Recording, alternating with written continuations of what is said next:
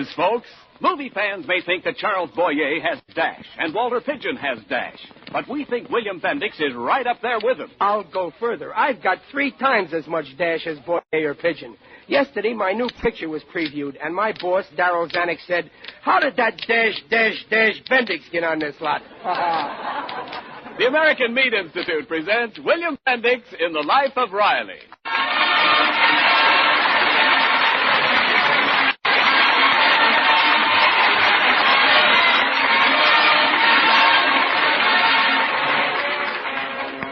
The meat people of America, providing a great food for a great nation.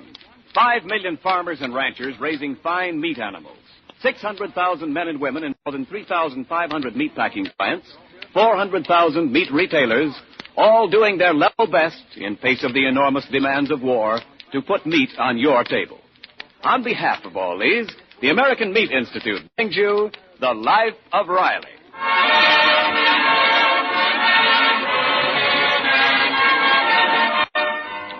Chester A. Riley is an ambitious man. That's why, besides working in the Los Angeles aircraft plant 6 days a week, he also goes to night school 3 nights a week, and still finds enough spare time to gum up the private affairs of his friends and family at regular intervals. For example... Oh, thanks just the same, Pop, but I can write my homework in pencil. No, you better use my fountain pen, Junior. It looks more neater to the teacher. Oh, it don't matter to Miss Jessup, Pop. She said so. Junior, I know that Miss Jessup. Don't forget she's also my teacher in night school. Go on, you use the pen. Oh, okay. Well, say, Pop, how are you getting along at night school? Oh, great. Confidentially, I think teacher is falling in love with me. Ah, go on, Yeah, no Pop. kidding. Yeah. Yesterday in class, she said to me, Mr. Riley, I want you to sit in the front row from now on because I can keep my eye on you. Say, Pop, this fountain pen's no good. Every time you try to fill it, it squirts the ink out again. Well, you can fix it, can't you, Junior? I wish you'd try and take after me. I got a mechanical head. Here, give me that pen. Oh, look out. You'll get ink all over the place. Don't worry, I'm doing this. Now, first, I dip the pen in the ink. I'll show you how. Watch. Then I lift the lever. Now, I take the pen out of the ink bottle before I push the lever back into place. Now I got ink in the pen. Simple. Yeah. But now you can't write with a pen on account of that lever sticking out of it like that. Okay, but all I got to do now is push the lever like this. Oh, gosh, Pop, all over the wallpaper. Junior, I wish you wouldn't always be asking me to do things for you. Well, I didn't ask you. Oh, gee, Mom's going to be mad. Now, Junior, let's keep this just between us. How are we going to keep ink on that wall a secret? I should have used invisible ink. Pop, I hear Mom coming. Well, I'll stand in front of that wall and you stand alongside of me. Come over here. Oh, okay. Now we make out like we're just talking here. Riley. You see, Junior? Riley, you'll be late for night school. Hello, Dumpling. Well, what are you two lined up with your backs against that wall for?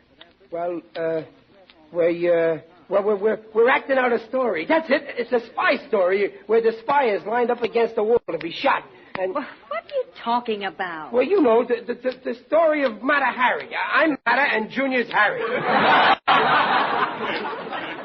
Riley, Huh? there's ink on your hands. Where?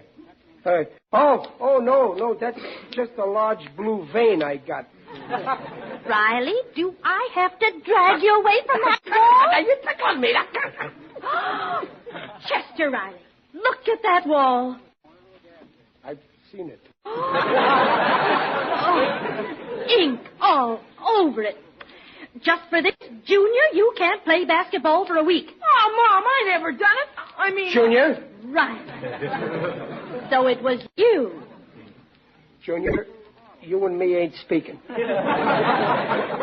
If there's one thing I can't stand, it's a squealer. Oh, Papa, I didn't... Don't be silly, Riley. Where I come from, in Brooklyn, we don't squeal. If you do, you become an outlaw. And that's almost as bad as an in-law.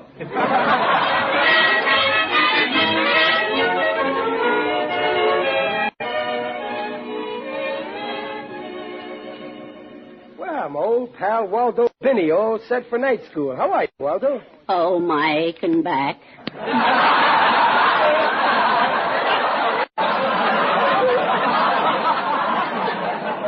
Well, Waldo, what's aching it tonight? The usual thing. Had another fight with my wife. Well, what happened? Well, you know, she's always telling me to shut up. Yeah. I just couldn't stand it anymore, so I told her if she said shut up once more, I'd do something drastic. Well, what did she say? Shut up. Well, what did you do?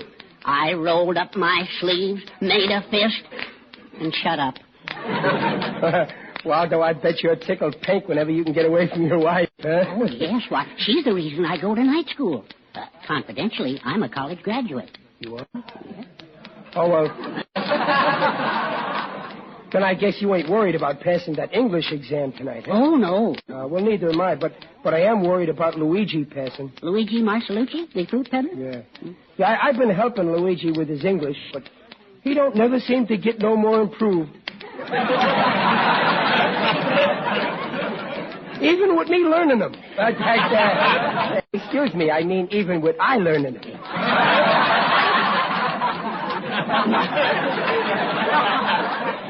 Well, if he doesn't pass, he doesn't pass. Oh, but he's got to pass. He's got to. It's very important. Why?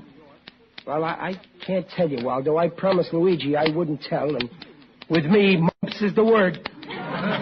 Well, we'd better get into school now, Mr. Riley. There's Miss Jessup walking up and down past the window like a wild beast waiting for her prey. Oh, I bet this exam will be a scorcher. Oh, don't faze me none. If you get stuck on a question, look over at me, Waldo. May not be the right answer, but it'll be close. Well, I won't have any trouble. And besides, Miss Jessup said if she caught anybody cheating, she'd mark them 0 and maybe expel them. Yeah? Oh, I got to tell Luigi that. If he ever got expelled right now, it would kill him. Well, why? He could still run his fruit stand without a diploma.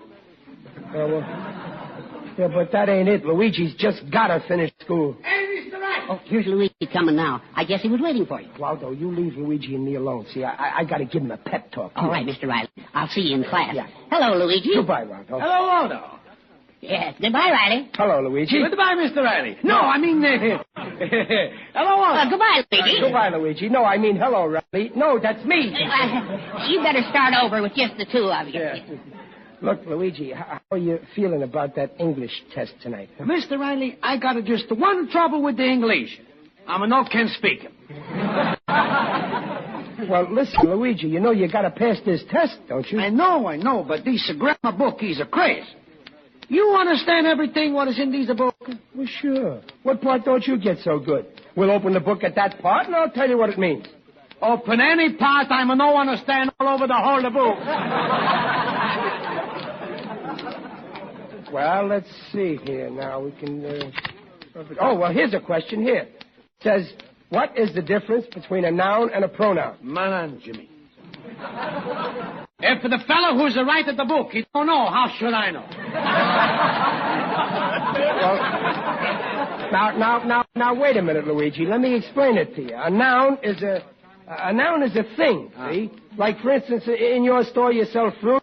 Well, a grapefruit, that's a noun. Oh, I catch. A grapefruit, she's a noun. Yeah, and a pronoun is, well, I is a pronoun. Aha, I is a pronoun. Right. Now you use a noun and a pronoun in a sentence. Oh, sure, sir. Every morning for breakfast, when I'm sticking my spoon in my noun, he's a squirt to me in my pronoun.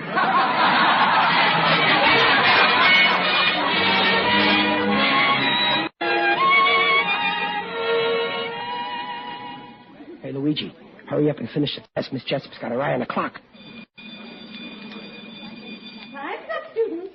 1 minute to get the papers together and hand them in. The words in this book is all a craze. I think I go nuts. Luigi, where did you get that grammar book? Hide it quick. What's the matter? Miss Jessup will flunk you if she catches you cheating with a book. No whispering in class? Oh, she sees us. She's coming down the aisle. Is it wrong with the book? I'm going to just check up at that. Read that book. Mr. Riley? Yes, ma'am. Miss Jessup, ma'am. What are you holding behind your back, Mr. Riley? My hands, teacher. And what's in your hands, Mr. Riley? Oh, nothing, teacher. See? Empty. Hey, look out, the boca. She's asleep out of your mouth. And English grammar. So, you've been cheating, Mr. Riley. Lisa, Mr. Teacher, Riley, she's... You keep out of this, Luigi. Yes, Luigi. It's very noble of you to speak for Riley, but please don't interfere. Mr. Riley, I will see you after school.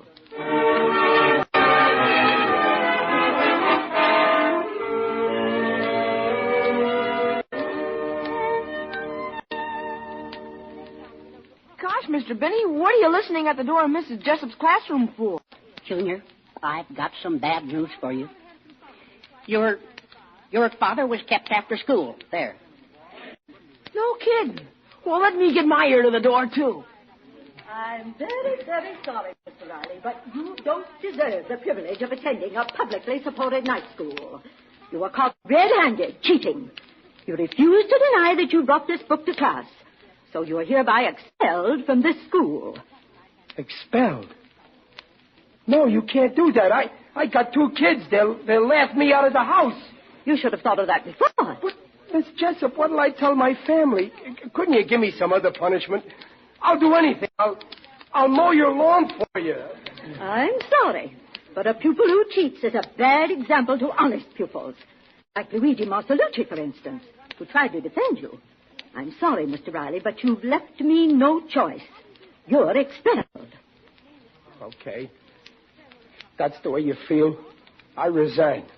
I can get an education without your school. I can go to the library. It's got more books than your school, and it's more quiet than your school, and the worst that can happen to a guy is he gets fined 2 cents.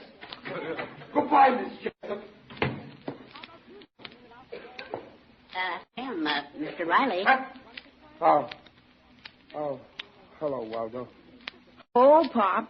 Junior, what are you doing here? Well, I was just waiting until Miss Jessup let you out. Let who out? I come out as soon as I got ready to. I was only staying to tell her a couple of things. You told her, Pop? Yeah, I kept dignified and all, but I told her flat that there had to be some changes made in school or I'd quit. And what did she say, Mr. Riley? Never mind, but I bet this school will miss me when I'm gone. Pop, we heard through the door. Oh. You did? Yeah, Pop. But I don't believe that you cheated, and I'm going to tell Miss Jessup so. Now, Junior, Miss Jessup knows best. If she says I cheated, I cheated. Oh, gosh, Pop. Well, what's Mom going to say about you being expelled? We just ain't going to tell her. I'll have to pretend I'm still going, and I'll have to find some place to hide on school nights. Gosh, expelled. My own father expelled. Junior, will you please stop using that word? If you must talk about it, let's just say I was graduated suddenly against my will.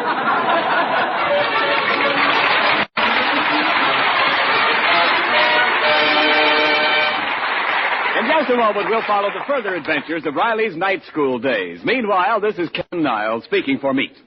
These days, when you meal planners go into your meat stores and find that those meat cuts you want just plumb aren't there, you want to know why. Well, here are some of the answers. Current government meat needs are the highest in history, needed to keep meat flowing in one continuous stream to all theaters of war, to feed the greatest military forces in history. These enormous government requirements must come from the reduced number of meat animals that are coming to the market, making it difficult for your meat industry to supply the wants of the home front, too. But we have the joy of knowing that our armed forces are getting meat regularly. Now, you may ask, what will the meat situation here at home be during the months ahead? Well, it looks like there will be even less meat, less in quantity and less variety of cuts to choose from. Our recommendation to you as meal planners is this. Plan your meals after you get to the store and see what meats are there at the time. Remember, in peace or war, in days of scarcity or days of plenty, meat is a yardstick of protein foods because meat measures up to every protein need. And now back to the life of Riley with William Bendix as Riley.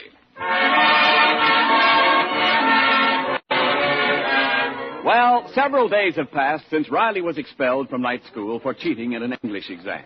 Actually, he is innocent, but he is shielding his friend, Luigi Marcelucci, for some mysterious reason that so far Riley has refused to divulge. Well, that's funny. What, Mom? Well, look what I found under the couch. Your father's school books. Or maybe they're mine. No, they're your father's. I can tell by the writing in them. Even you can spell better than this. Besides, look what else I found. 3 apples. The apples I give him each night to give to his teacher. Oh, maybe he's saving them up to give her a basket full. Father can't fool me.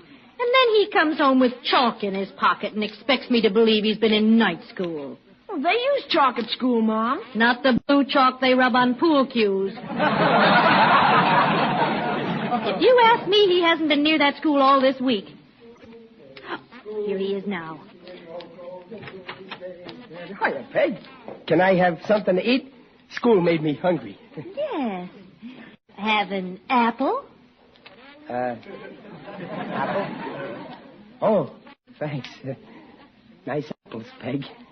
Aren't they, though? Junior, I want to talk to your father alone. Well, okay. Pop, if you need me, holler.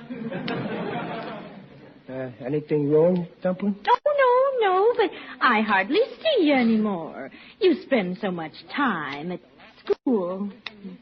Oh, yeah. Yeah, very exhausting, yeah. Study. I must have twice as much brains as I had last year. Oh, you poor man. Never any time even for a movie. Well, my education comes first. Oh, movies are educational, too. No, don't be silly, Peg. What could I learn from Lana Turner?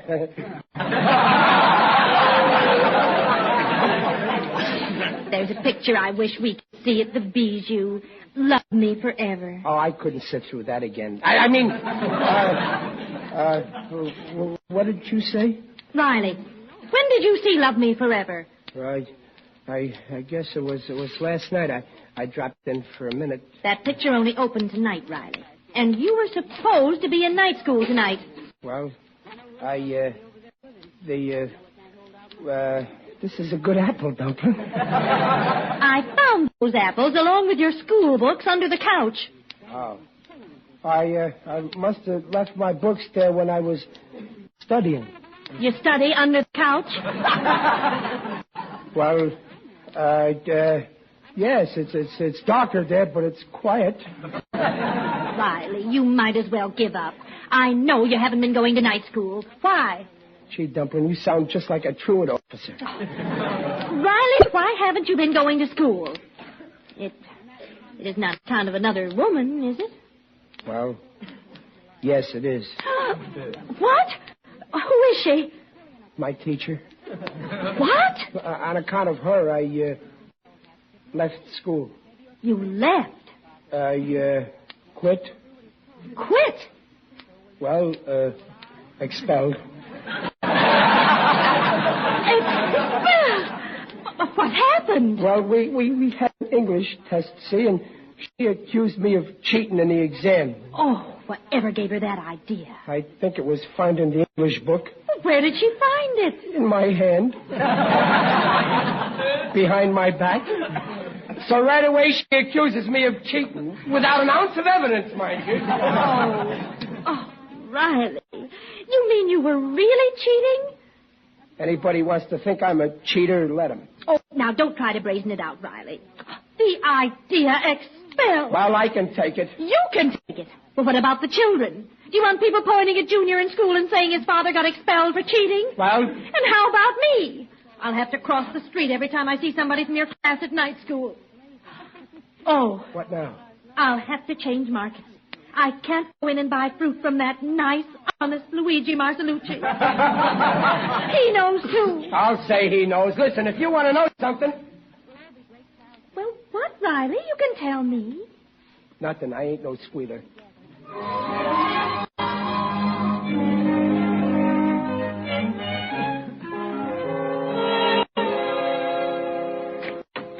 Oh, hello, Pop. Where were you tonight? I saw Love Me Forever again. Where's your mother? In the parlor with Miss Jessup. Miss Jessup? What is that troublemaker doing here? I don't know. You better go in and see. Okay, but I ain't taking no more of her ballers out. This ain't school. I'm running things here. Good evening, Miss Jessup. Good evening, Mr. Riley. A most unexpected thing has caused me to undergo a change of mind regarding your probity, and to conclude that you're a man of unsurpassed integrity. Ain't you insulted me enough? Riley. Miss Jessup's paying you a compliment. Oh, is she? Yes, perhaps you'd better read this composition. It was handed in to me tonight in class. It was written by Luigi Marcelucci. The subject is friendship. Read it aloud, Riley. All right. Friendship. Once upon a time, there was one man, she's named Igilu Lasamucci. An obvious pseudonym. No, it isn't. It's his own name backwards. Go on, read, Riley. And this man had one fine friend by the name Rester Chiley. Now, who could that be? I don't know. I can't figure that one. So these two men was good friends like anything. Then one night, Igilu do a bad thing. But everybody thinks she was his friend Rester Charlie who do that bad thing. And they say shame at him. But Charlie, he don't say back it no was him. No, she keep his trap shut. And that is what is a true friend. End of story. Yours truly, Luigi. Well, Riley, what do you think of that? Luigi's grammar don't get much better, does it? No, Mr. Riley. But there are more important things even than English. I owe you an apology. Me? What for? Oh, Riley, dear, you can't bluff anymore. Luigi's composition explains what you did for him. Oh, I'm proud of you. Cut it out, Peg. Don't be kissing me in company. There's just one thing, Mr. Riley. Why did you assume the blame? Well, I guess it's okay to tell now. You see, tonight. It's happening tonight. Right now. I gotta go. I promised Luigi I'd be there with him.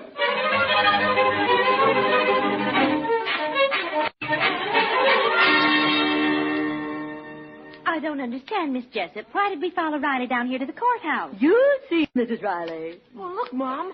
Well, there's Pop with Luigi, standing down there in front of the judge. Gosh, look at all the flags and stuff. What's going on? Oh, I think I know now. Listen to the judge. Luigi Marcelucci, step forward, please. Did you witness with you? Oh, yes, my good friend, Mr. Riley. That's him. Fine.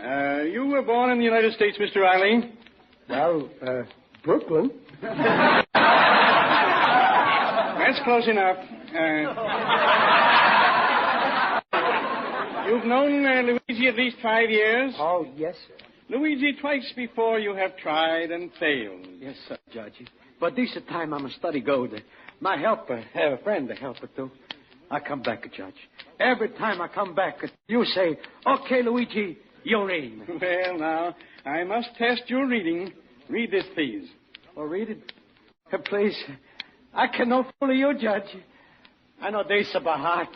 Well, if you can read well enough to memorize that, I won't test you further. Let me hear it. 70 years ago, our fathers brought forth upon this continent a new nation, conceived in liberty and dedicated to the proposition that all men are created equal. That means everybody gets the same deal. The rich guys, the poor guys, big shots, the bums. That's fine, huh? Luigi, go ahead. We are now engaged in a great civil war, testing whether that nation or any other nation is so conceived and so dedicated.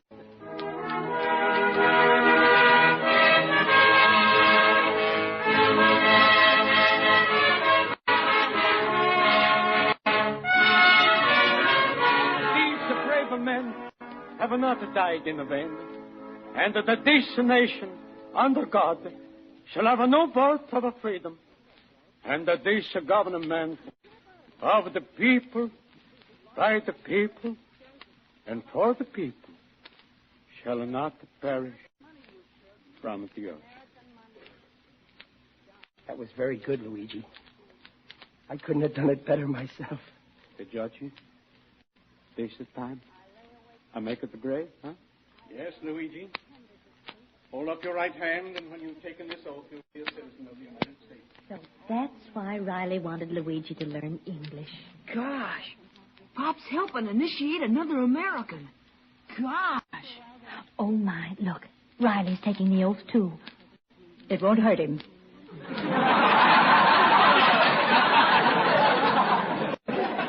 It won't hurt any of us to say it again. And I will support the Constitution and the laws of the United States against all enemies, foreign or domestic, that I will bear true faith and allegiance to the same. And I take this obligation freely, without any mental reservation or purpose of evasion. So help me God. Luigi Marcelucci, you are now a citizen of the United States. All right. My friend, shake the hand of one noble American. Oh, the pleasure is mine, Luigi. Ain't it a wonderful feeling?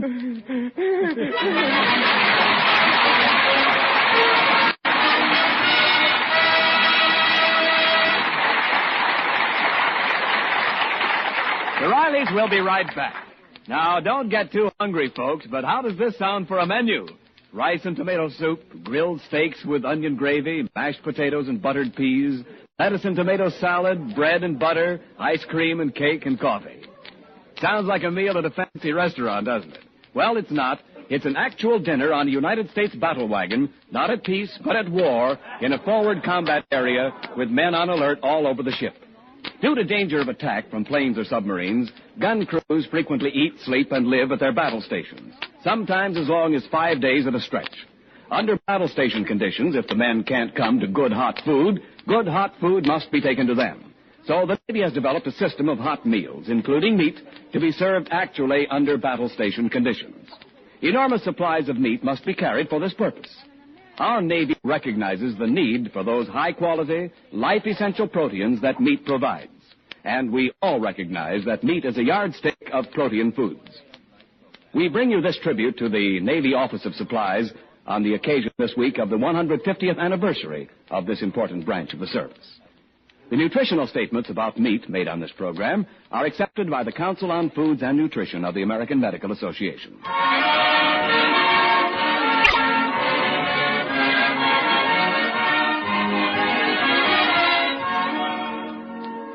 Riley, why didn't you tell me you were taking the blame for Luigi? Well, if Luigi got expelled, he might have had trouble getting to be a citizen. Oh, Riley, you don't think I would have tattled to your teacher? I don't know. The first day I ever saw you, you tattled to the teacher on me. What are you talking about? Back in the 7th grade, the day I sat in the seat right behind you. You had your hair done up in the prettiest pigtails. Yeah? And I tied a live frog to each pigtail. Then what a days.